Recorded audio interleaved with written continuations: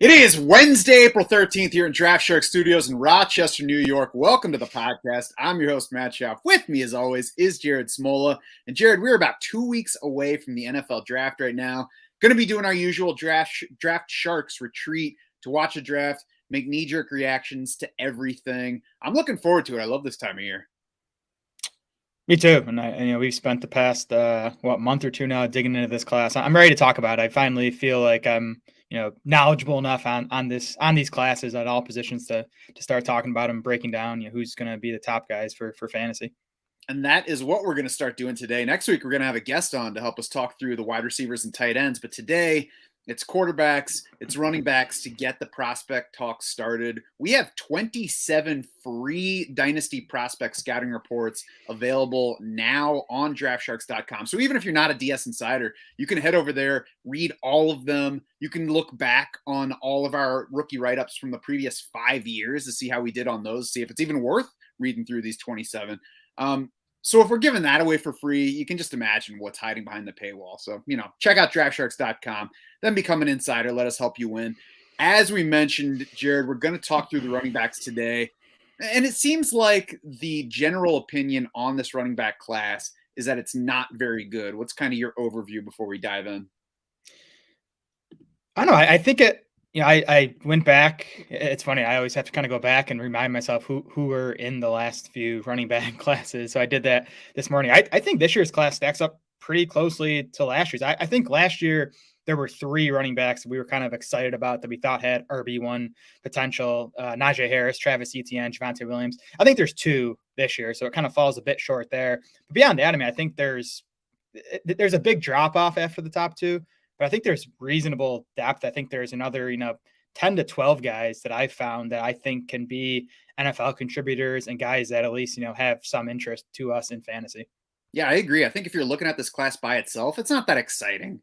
But it's very easy to forget what the previous few classes looked like. Now, 2020's class was excellent.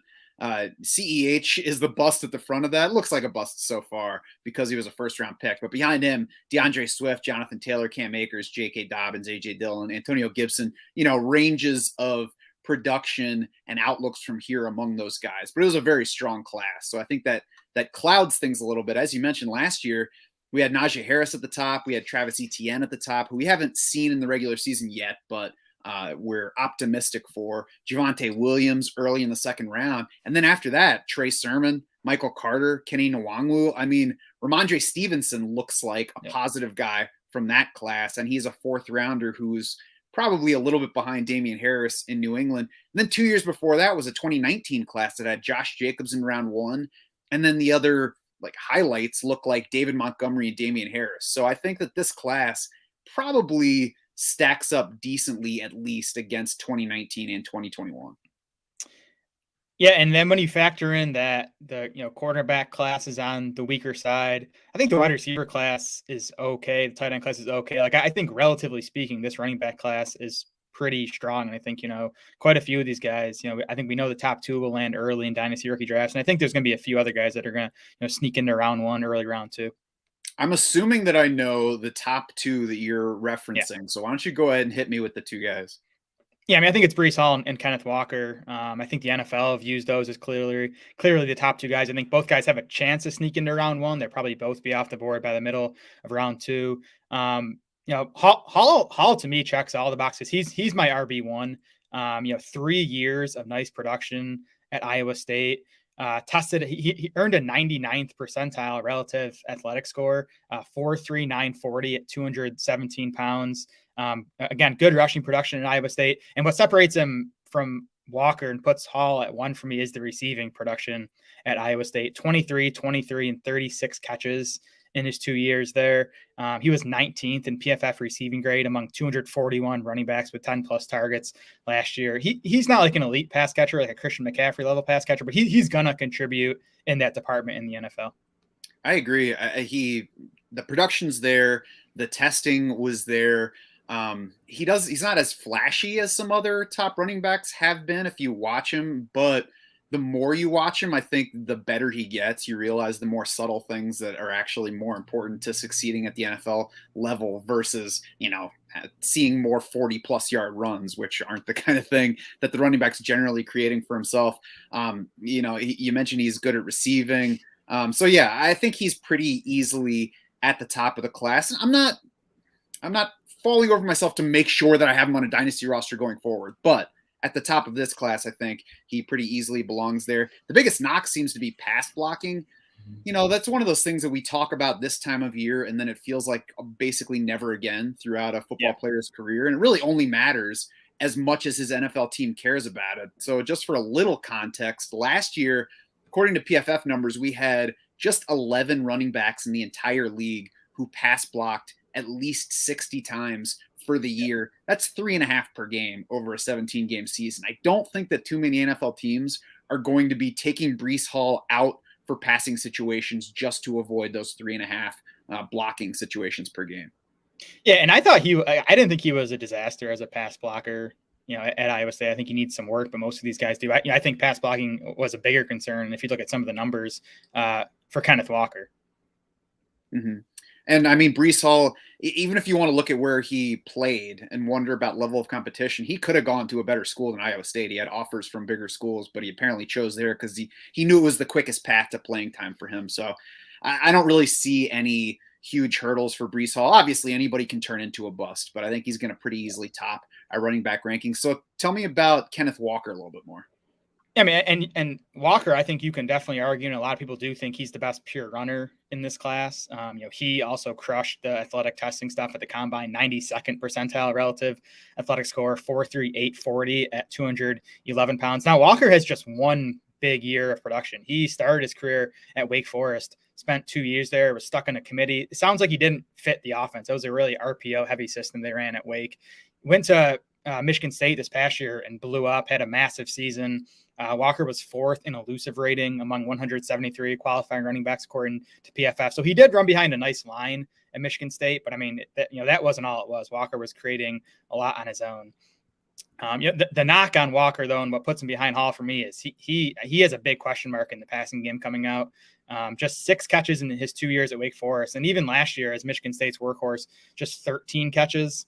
A 3% market share of receiving yards. His yards per route run was, among the worst in the country. His PFF receiving grade, 147th out of 241 qualifying running backs. So it wasn't just like he wasn't getting action. He wasn't very good when he did get action in the passing game. So that's the big question on Walker is, will he stay on the field in the NFL in obvious passing situations? Yeah, and of course, simply not getting to see the reps is a problem because the more that we have to guess, the easier it is to guess wrong. So that's the hesitation. That's what makes him easily behind Breece Hall here. I would be more concerned about just having the one big year of production if Kenneth Walker went from like Wake Forest to Liberty, say, or like a D2 school and then exploded. Going from there to Michigan State and doing his production there and being a Heisman candidate, I'm like, all right, he finally got his opportunity and he delivered on it. So I'm not too worried about that. There is a highlight video of his receiving in high school floating around there on Twitter. And I don't remember who put it out there that I saw it from. And it shows not only that he is capable of catching a football, but his high school team had him like run wide receiver routes. Clearly believed in him as a receiver. We'll see how much that matters. I mean, like I said, the less we see of it at the college level, the more projection is involved. So I think it'll be important to see where he goes and what his coaching staff says about how much it believes in his receiving ability once he's drafted. Yeah, I never put too much stock in the high school stuff. I know Kenneth Walker is capable of catching a football. Like, I don't question that. Like when you're in high school and you're an elite athlete, you're going to go D1 and you're playing against, kids that aren't going to go D1. Like, your team's going to use you in a whole bunch of ways and try to get you the football in the passing game. The fact that Michigan State didn't want to get him the ball in the passing game and that Walker wasn't very good when they did, that's a red flag to me. Mm-hmm. So if those guys are pretty easily number 2, is there a favorite for number 3, or does it start getting jumbled for you? I think it's wide open for RB3. The guy I have there right now, and I have no idea how high he's going to go in the NFL draft. It sounds like it might not be that high, which will probably force me to lower him, is Rashad White out of Arizona State. Big check mark in the athleticism box, 99th percentile relative athletic score. He's 6 foot, 214 pounds, ran a 4.48. So has the size, has the speed.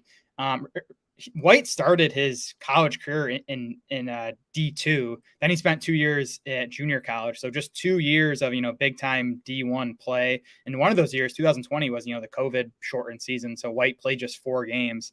But then last year, he ran for 1,000 yards and 15 touchdowns on 182 carries, caught 43 balls for 456 yards in a score. To me, White looks like the best receiving back in this class. So there's 30 running backs I kind of dug into the numbers for in this class. White leads all 30 in PFF receiving grade, in yards per route run, in share of his team's receiving yards this past season. So again, I think he is ready to contribute right away in the passing game. And he's 214 pounds with pretty nice rushing numbers too. So I think there's some, maybe untapped rushing potential there. I see some David Johnson in his game where he has the size as a runner. I think he has work to do as a runner, but he has the size to get it done there. And he's just excellent in the passing game. So I think there's some like David Johnson type upside to Rashad, but not saying he's going to have, the massive seasons Johnson did, but just the type of player that White can be in the NFL. Yeah, I did the write-up on White for our prospect scouting report series, and I agree. I like the whole package that we have going on here. I love the receiving work. The games that I was able to see for him, I didn't see any of the like splitting him out wide and running him downfield, or there wasn't a range of routes. It was pretty much all short stuff, but that's just what I saw. We have the PFF grade numbers that you mentioned. We have the volume, which is huge. It says something about what Arizona State had going on a receiver. It might have said something about their quarterback play too. The passes being of the shorter variety. I know that they had a dual threat quarterback, but what we did see from Rashad White, I like. You mentioned that he started at D2 and then went to junior college. His family actually told him not to go. They didn't want him to go the junior college route. And he was like, no, I think this is my path to D1. And it ended up working out that way. And I thought that was cool because it's also kind of the way he ran when I watched him, is he was good at finding the optimal path. Like there were situations where lots of other running backs who had enough speed would just take off in the opposite direction away from traffic and just try to beat everybody around the edge. But he would actually find the path through the defense that would give him the 9 yards needed to convert the first down instead of trying to bounce out a big play. So that was what really jumped out to me with White versus other guys that I watched so far. He really is, though, like the start of that tier of running backs where we're going to have to see where they go. Because if he goes early round 3, I'm very intrigued. If he goes round 5, then I'm gonna have to be like, all right, maybe he's not as good as I thought he was. Yeah, I'm super interested to see how high he goes. I hope he lands somewhere on day 2. Again, we only have 220 or so carries from White at the D1 level. But last year, his PFF rushing grade was 11th among 170 qualifying backs. It was actually just behind Kenneth Walker, and it was ahead of Breece Hall. And White also beat Hall in PFF's elusive rating. So, smaller sample, but there's definitely some stuff to get excited about with White as a runner. And for what it's worth, he was playing under former NFL coach and Herm Edwards at Arizona State. So, some potential familiarity with the pro game as well as a mentor to kind of help him get going down that path. What other running back are you interested in seeing the draft capital of, or, just excited about? Yeah, well, we should probably talk about Isaiah Spiller because he's like generally viewed as the 3rd best running back in this class. And, he might be the 3rd running back off the board. I think he's okay. Like, he doesn't excite me. The testing stuff at the combine was subpar, 44th percentile relative athletic score, ran just a 4.63 40 at 217 pounds. So that puts him at a speed score below that, kind of 100 mark that we want to see. It was 94.4 for Spiller. So that's a concern. I think it matches the tape too. Like, he's not an electric runner. He doesn't have breakaway speed. But he looks like a smart runner. A lot of the scouting reports I read on him, say he's a smart runner. He's going to maximize what's there in front of him. He was a 3-year contributor at A&M and also had pretty good numbers in the passing game, 29, 20, and 25 catches for Spiller in his 3 seasons. So I don't see like huge upside for Spiller, but I do think beyond Walker and Hall, Spiller's probably the safest bet to be an NFL contributor in this running back class. I don't see a whole lot in this range that I'm really looking to take a stand for. I mean, I'm going to let draft capital sort out a lot of the guys in this range. One player, though, that I think has been getting a little bit too much love, and I'm ready to take a stand against, is Zamir White for Georgia. And he was a heralded recruit. I believe he was the 9th overall recruit in his draft class, the top running back. He's got 2 ACL tears behind him, though, in school. He left the field for receiving situations. James Cook came on for receptions. It was somebody else the year before that as well. So just somebody that wasn't getting catches, unlike Kenneth Walker was not throwing to running backs. It was the team saying, we're going to throw it to somebody else. You can keep running it for us. I don't see explosive cuts again from a guy that's coming off 2 ACL tears during his college career. So we basically got a fast power back who's not huge. He's 215 pounds. Yeah. I don't see a reason to get excited about Zamir White right now. We'll see where he lands and what his NFL team says about him. But to me, he's the kind of guy who just never becomes something exciting from a fantasy standpoint in the current NFL. I mean, I sort of get why people are excited. Like I think you mentioned, he was big time. I think he was the number 1 recruit in his class, and obviously played in some loaded backfields at Georgia. So that you can maybe explain away some of the fact that he didn't take on huge workloads. I was surprised he ran the 4.4 flat at the combine. I didn't see like blazing speed on tape. He's definitely more of a power runner. But I think you mentioned the important thing is that I don't think he's going to be much of a contributor in the passing game in the NFL. So I think his upside is like a 2-down grinder, and that's just not super exciting for fantasy football. Yeah, I think there was some short area burst on there, but he also wasn't beating his teammates in yards per carry. So there's no single thing that makes me think we're getting the same type of, prospect that the colleges thought they were getting back in that process. Who's another running back that interests you? The last guy I wanted to talk about is Dameon Pierce, who never got big workloads at Florida, which I think is the biggest knock against him. He also he ran a 4.59 40. So it was at 218 pounds, so 98.2 speed score. So he just barely missed kind of the 100 threshold we're looking for. But I'm not super concerned about the athleticism. He actually earned a 70th percentile relative athletic score. So we did pretty well in the other testing stuff. Again, he never topped 8.8 carries per game in a season at Florida. Had double-digit carries in just 9 of his 48 career games. But he looks good on tape to me. PFF loves this guy. Pierce led all 173 qualifying backs in PFF rushing grade last season and was 5th among those guys in elusive rating. So kind of the underlying stuff is good. And he also can contribute in the passing game. 45 career catches for Pierce, including 36 over the last 2 seasons. And he was 10th in PFF receiving grade among those 241 backs with 10+ targets last year. So yeah, I think he's a guy, kind of, and not saying he's going to be Alvin Kamara, but like Alvin Kamara, where he maybe does more as a pro than he did in college.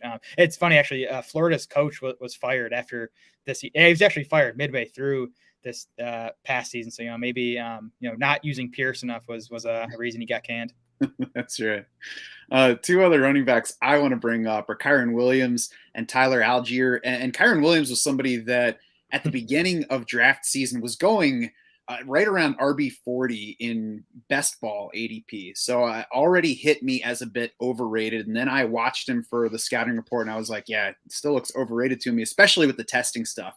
But when you do watch him, you see somebody that was a workhorse back for Notre Dame, can clearly pass block, can catch passes, even did some returning. So he has since dipped in popularity because of that terrible scouting combine, the bad 40 there, tested better at his pro day. So I think when you combine all of that together, and if he continues to be more lightly regarded as we get into rookie draft season, I think he goes from being overrated to much more intriguing. Because if Kyren Williams is on the board round 3 of rookie drafts or even later, I think he's an intriguing guy who could get on the field early in his NFL career and, either boost his value for the trade market or actually give us worthwhile contributions. If he's inside the first 2 rounds of a rookie draft, I'm not nearly as interested. Yeah, that's a guy I'm curious to see how the NFL views him. Do they, lean on the production over the past 2 seasons at a big time school at Notre Dame, or do they knock him for the athletic testing? 28th percentile relative athletic score for Kyren Williams. So definitely, where you start to get worried, is he just not athletic enough to make it at the NFL level? My comp for Kyren Williams is James White. If you look at their measurables, they're pretty similar. White, if you remember, handled pretty big rushing workloads too at Wisconsin, and then gets to the NFL and he's been mostly just a pass catching specialist. I think that's the route that Kyren Williams is going to go. And of course, White lands in a situation with Tom Brady and he's, a big time fantasy producer, I think Williams has that type of ceiling if he lands in the perfect spot. But I think, more likely than not, he's going to be someone who, isn't getting the ball enough to be someone we can, use in fantasy. Yeah, and if you find somebody who projects like James White, Naheem Hines, there's always just going to be a capped ceiling to his fantasy production. So, not exciting, but if he's getting late enough into rookie drafts, there's a path to giving us meaningful numbers. And then my last guy, Tyler Algier, the opposite really of Zamir White, an unheralded recruit out of high school who barely got any looks, became a 3-down workhorse at BYU by the end of his career. And that path included him moving temporarily to linebacker to fill in for injuries there because he had played both linebacker and running back in high school. He's not a special prospect from the speed agility standpoint, but he's like fast enough for the size that he is. There are multiple Zach Moss comps on him, and that certainly looks negative right now, given that Zach Moss disappointed us all last year. But like, that's an okay place to be. Zach Moss was a 4th-round pick. There are plenty of backs that are decent from that round 4 range. And really, this class has a ton of Zach Mosses and Chuba Hubbards, I think. Nobody has that Chuba Hubbard 2,000-yard season to make him look more exciting than he really is. But there are lots of guys in that range where they're just like fine. And if they land in the right spot, they could give us some worthwhile fantasy relevance. Yeah, I saw it was from Dane Brugler, a James Conner comp for Tyler Algier, which I kind of like. I don't think Algier is as good in the passing game as Conner, but I think as a runner, I see some similarities. And Algier is 224 pounds, so he has the size to be that early down hammer. I don't think he's going to be a big contributor in the passing game in the NFL, but he's good enough where he can do it. He can give us maybe 20 or 30 catches. So he's definitely someone in that tier for me. That big tier 2 behind Breece Hall and Kenneth Walker. Mm-hmm. And somebody that, as long as he doesn't go too early in a rookie draft, will be much more interesting. Yep. On to the quarterbacks here, Jared. What's your kind of overview on the quarterback class? Yeah, I mean, it's nowhere close to the last 2 classes. I think it's funny. I think this quarterback class is better, or I guess potentially better for fantasy than it is for real life, because all 5 of the top 5 guys that are probably going to come off the board in the NFL draft have some rushing upside. I mean, we know Malik Willis has it. We'll talk about him, but the other 4 guys, Corral, Howell, Ritter, and Pickett, all have some rushing upside where, maybe they can be better fantasy producers than they are in real life. Yeah, so I think that the NFL draft is going to tell us a lot about this quarterback class. Like, if Kenny Pickett goes 6th to Carolina, and then we have, 4 of them in the first round, then it's probably better in terms of fantasy outlook than we think right now. If, on the other hand, we see one guy go at like 20 and nobody else go in the first round, then I think it's time to say, okay, this is kind of what we all thought of this class, and don't get too excited about anybody. I think that's my general stance on the group, is don't get too excited about anybody, but there are certainly some potential helpers here. And I think you're right. Like, all 5 of those guys have some potential to help. And it'll depend on where they land and, what they're able to do development wise. Obviously, a big part of that is where they land, whether they get a coaching staff that is capable of developing them and kind of like building an offense around them rather than fitting them into something that doesn't work. Yeah, that's the big question. Like, we know Malik Willis's rushing is going to be a big part of his game wherever he lands. I'm curious to see, there's other 4 guys, do their coaching staffs call like design runs for them, or is it just kind of just they run when play breaks down, they need to scramble? That's kind of the big question I have. So is Malik Willis the clear one for you right now before we get the draft answers? Yeah, he is, and I don't see a way where for fantasy any of these guys passes Malik Willis. And it's just because the upside. Like, if Willis hits with his rushing ability, and he has the arm, like, I know there are questions about his accuracy and his processing, and he played at Liberty. So there are questions there. He kind of reminds me of like Josh Allen as a passing prospect. And I mean, Allen is still a major outlier, the strides he's made in the NFL as far as accuracy and that stuff goes. But just the rushing ability alone, over 2,200 rushing yards for Malik Willis over the past 2 seasons. If you omit sacks, which, the NCAA deducts rushing yards for sacks. I still don't know why they did do that. But, he has that. I don't want to say he's like Lamar Jackson upside as a runner, but he at least has like Jalen Hurts level potential as a runner. So, that fact alone, again, if Willis hits, he could be a top 5 fantasy quarterback. 16th percentile passing EPA in 2021, according to numbers that Hayden Winks posted yesterday. EPA, just in case you're not familiar, is expected points added. So, basically a roundup of what a player's value is, either on a per play basis or a total basis. So it's a good way to measure the impact of a player. And Malik Willis obviously worth a lot more from the rushing standpoint, and that's why we're chasing him in fantasy. And I agree that the rushing alone means that if he does work out, and work out could just mean that he plays well enough to stay on the field. He doesn't need to be a superstar real life quarterback. If he's staying on the field, then he's going to get us rushing yards and score us fantasy points.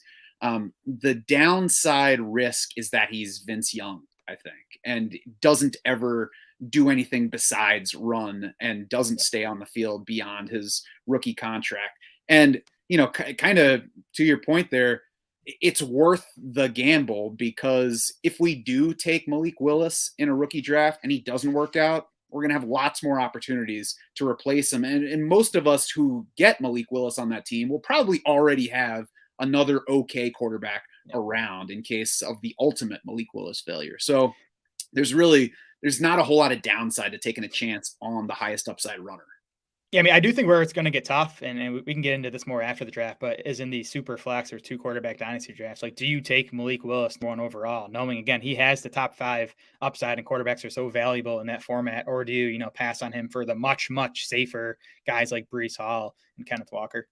Yeah, I think some of that will be current roster construction, and that's where I think we take into account how strong the other players are. Like, just because you're the number 1 running back in this class doesn't mean you're a special fantasy running back overall. So yeah, I think we'll dig further into that. But for now, Malik Willis, top fantasy quarterback.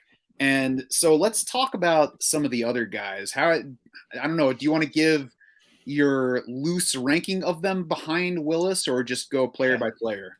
I mean, it's super loose, and none of these 4 stand out from the other. I think they all have negatives, especially as passers. But again, they all bring some level of rushing upside. I think pre-draft, I'm gonna have Matt Corral as my number 2 quarterback. Had a good 2 seasons over the past 2 years under Lane Kiffin, and he ran for almost 1,400 yards, omitting sacks, over the last 2 seasons. So I think, to me, Corral behind Willis has the best upside when you factor in his arm and his athleticism and ability to add fantasy value with his legs. I think all the rest of these guys are really kind of in a bag for me, and I'll blindly look in and grab one out, and it'll be sorted out by how they're drafted. It seems like Kenny Pickett is most highly thought of, but that could just be the draft buzz season. He's coming off easily the biggest year among these guys, but it's also the only big year that he had in college. And I think when you watch him, he looks more like a really good college quarterback than he does, a surefire pro starter, even much less a star. I was looking at Lance Zierlein's profile on him today, and his comp was prime Andy Dalton. And I think that's fair. I mean, you kind of say that chuckling, but for a quarterback to come out of college having Andy Dalton's career, that'd be pretty good. He had a solid run in Cincinnati. He was also an early 2nd round pick and never a special fantasy quarterback. And I think that's most likely what we're looking at for Kenny Pickett and really the rest of the top quarterbacks here. Yeah, you said it with Pickett. It's just that he has just the 1 year of big college production, and that was his 5th season in college. I mean, he's an older guy coming out, like you said. It didn't really break out until that final year. Now, his 2021 was awesome. Like, he was 1st in PFF passing grade in the entire country, 4th in adjusted completion rate. And the interesting thing about Pickett, and you see it on film, he had a few long runs this past season, but he tested as a 95th percentile athlete at quarterback. So I think, he does have the potential to, maybe give us 300, 400 rushing yards per season as a pro. Mm-hmm. Other guys, and I agree with you on Matt Corral. I've taken him a little bit in the Superflex underdog tournament. I think Desmond Ridder, Sam Howell are really the other 2 guys worth paying some attention to right now. And we'll see whether the NFL says otherwise. But both of these guys also can kind of, I guess, quietly run the ball better than you probably realize. Desmond Ridder is especially intriguing to me because he had 4 good starting years with a peak as a senior. Like Pickett had that best year in the last year, but unlike Pickett, he wasn't just, kind of a dude over the first 3 years. He had good numbers through those first 3 years, a good runner throughout his career, over 350 rushing yards every season, 43.6 rushing yards per game. And that's even including yardage taken away for sacks, 50 games for Desmond Ridder. So we like the experience from a quarterback, like the rushing ability. There's been positive buzz on him. It seems like he's trending toward getting into round one. He's probably the guy that I'm most intrigued to see just where he lands draft-wise for valuing him. Yeah, me too. And then the more and more I read and hear, it sounds like Ridder is going to go in the first round of the NFL draft. He tested as a 96th percentile athlete at quarterback. And if you look at his measurables, very similar to Marcus Mariota, who, was Mariota probably disappointed as a runner in the NFL. Like, I think we thought he had more upside, but if Ridder could do anything, close to what Mariota did as a runner, that make him a guy who can give us quarterback one fantasy seasons. Yeah, I mean, Mariota has disappointed us in everything in the NFL, but he also went second overall in that class, and nobody was like, what are you doing? Marcus Mariota doesn't belong there. So, that's the thing, is if you're getting somebody 30th in the NFL, he's probably going to a better team, which, should give him a better chance to develop in the NFL. And we'll see about all that. The NFL has showed us that they don't even know what makes a good quarterback prospect, and they don't know what guy we can count on to produce. So, we'll watch and see where he lands, but I'm very intrigued by Desmond Ridder heading in. Yeah, me too. And then Sam Howell is the last guy here who I think has a chance to sneak into round one. He's the youngest among these 5 quarterbacks. Howell had the big 2020 season with Javonte Williams and Michael Carter, De'Ami Brown, Daz Newsome, who was a Bears draft pick. Then all those guys left after 2020, and Howell kind of took a step back this past season. So that's the concern with him. Was he kind of just a product of all the NFL talent in 2020? But again, he's the youngest of these guys, so I think maybe he has the most room for growth. And Howell ran for over 800 yards and 11 touchdowns this past season. So, again, he has some rushing upside. Yeah, you mentioned all the talent leaving, and I've seen people comp him to Justin Herbert in that, where Herbert was, the starter throughout at Oregon, and everybody loved him early in his career, and then the talent around him just kind of fell off as we went on, and people started picking apart things to dislike. It seems like some of that with Howell. His numbers weren't terrible his final season, even with all that exodus to the NFL. So I'm not overly concerned. It's something to watch, and we'll see where he goes. But as you mentioned, as the receivers left, he started running and ran for 828 yards in his final season, which was a huge jump from the year before. So he's still producing. You like that. I like that he throws a nice deep ball, because if we can get a quarterback that runs enough and throws deep enough, I mean, that's a winning combo in fantasy. So I agree. I'm very intrigued on Sam Howell. And I think there's a chance that he gives us some super flex value in these rookie drafts coming up, because I don't think he's going to go super early. Yeah, for sure. I think all of these guys have such wide ranges of outcomes. Like I could see all of them not starting by the end of their rookie contracts. But again, because of the rushing ability they have, I think all 5 of them have the potential to, give us some, top 12 fantasy seasons. Yeah, and I want to run through some more of those EPA numbers from Hayden. I mean, Hayden Winks, I mentioned plenty on this show, so I'm obviously a fan, and everybody here is probably following him. So just look at the stuff that he puts out there. I was glad to see he put out EPA, because I had been looking for that stat yesterday. It's like I've got a connection there. But anyway, 2021 EPA per play, which is everything wrapped into one. Kenny Pickett led this class and put up a 90th percentile EPA per play number versus all quarterbacks that have been drafted since 2005. So that obviously stands up very well versus, the draft universe for a while now. Matt Corral is next among the group of 5 that we've been talking about, 66th percentile, just 5th in this class. And that's EPA per play. Malik Willis, 57th percentile. Sam Howell, 55th. Desmond Ridder, 54th. So you can kind of see just how bunched together these guys are and how much it's going to matter exactly where they go in the draft and then what's around them. If we separate out passing EPA, Kenny Pickett, 94th percentile in total passing EPA last season. And again, that's compared with all drafted quarterbacks since 2005. Beyond that, Sam Howell, 47th, Matt Corral, 44th, Desmond Ridder, 48th, Malik Willis, 16th. So, that's what you need to watch out for with this class, is we're ranking them against each other, but we also need to rank them against history a little bit and realize that as long as you're not taking too big a stand on any of these quarterbacks, that's probably your best position. I mean, Pickett's 2021 was awesome, kind of no matter how you look at it. But again, it goes back to, the fact that he did nothing over 4 years in college, and it took him till his 5th year to do that. The last thing I wanted to mention on Willis is, you mentioned with the EPA, his passing numbers were definitely underwhelming. The one area where he was good was passing deep. So 92 quarterbacks had 40 plus deep attempts last season. This is according to PFF. Willis ranked 3rd among those 92 in PFF passing grade. He was 16th among those 92 in adjusted completion rate. So he got better throwing deep, which again, it's kind of what you want in fantasy. Willis is kind of like built to like score fantasy points if he can be just good enough to, stay on the NFL field.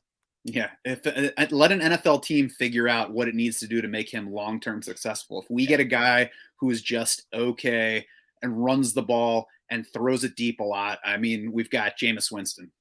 Yep, exactly. Jameis Winston with wheels, actually. We've got Jameis Winston's arm and Vince Young's legs. That would be the ultimate ceiling for Malik Willis.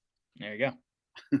All right, well, that's going to do it for this edition of the podcast. Head over to draftsharks.com now. Check out the scouting reports on all 27 prospects we have done so far, with more to come as the draft draws ever closer. If you're a DS Insider, you can also take advantage of our constantly updated 2022 rankings and the live draft war room, just waiting to sync with your league site.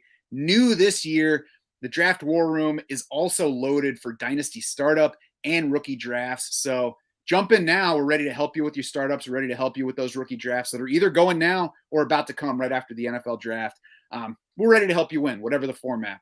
For Jared Smola and the rest of the Draft Sharks crew, I'm Matt Schauf saying thanks so much for swimming with us.